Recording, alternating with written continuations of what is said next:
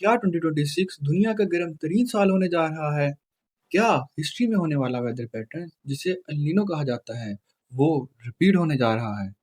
अगर आप El Nino term से वाकिफ नहीं, तो मैं आपको बताता चलूं कि एल नीनो एक स्पेसिफिक वेदर पैटर्न को कहा जाता है, जो टिपिकली हर 3 से 5 साल के बाद रिपीट होता है और इससे हिस्ट्री में करोड़ों डेथ्स भी हो चुकी हैं। एल नीनो असल में तब होता है जब पैसिफिक ओशन का पानी अनयूजुअल तरीके से बहुत ज़्यादा गर्म हो जाता है। ये वार्मिंग पूरी दुनिया के वेदर को डिस्टर्ब कर सकती है। इस वजह से कुछ रीजन्स में सीवियर हीट वेव आती है, तो कुछ रीजन्स में ड्रॉट और इवन कुछ जगहों पर अनयूजुअल रेनफॉल की वजह से सीवियर फ्लड्स भी आ सकती हैं। पाकिस्तान जैसे कंट्रीज में El Nino extreme heat wave and monsoon conditions का रिस्क इंक्रीज कर सकता है। एंड अकॉर्डिंग टू रिपोर्ट्स, अगर इस साल एल नीनो डेवलप होता है तो ये साउथ पंजाब, सिंध एंड बलूचिस्तान के रीजन्स में सीवियर हीट वेव डेवलप करवा सकता है। एंड मेडिकली देखा जाए तो ये सिर्फ नॉर्मल हॉट वेदर नहीं होता। This is a medical emergency waiting to happen.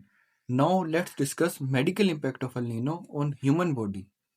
जब आउटसाइड टेम्परेचर बहुत ज़्यादा इंक्रीज हो जाता है, तो बॉडी के लिए अपना इंटरनल टेम्परेचर कंट्रोल करना बहुत मुश्किल हो जाता है।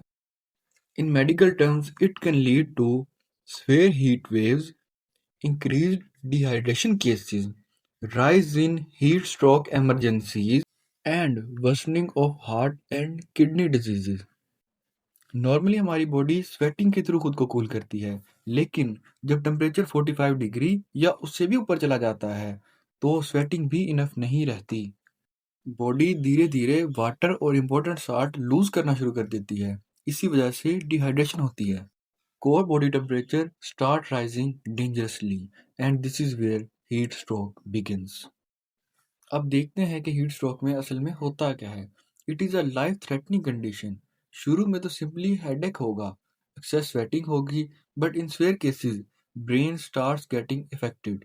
The result is confusion, dizziness, even heart rate increase rapidly. Sweating may stop and kidneys start failing due to dehydration.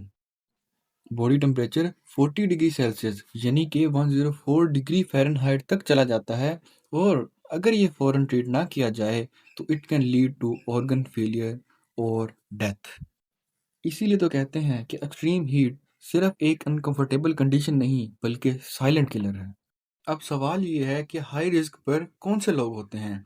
इनमें आते हैं पाकिस्तान के गर्म इलाकों में रहने वाले और काम करने वाले लोग, जैसा कि मजदूर और किसान, बूढ़े लोग और बच्चे।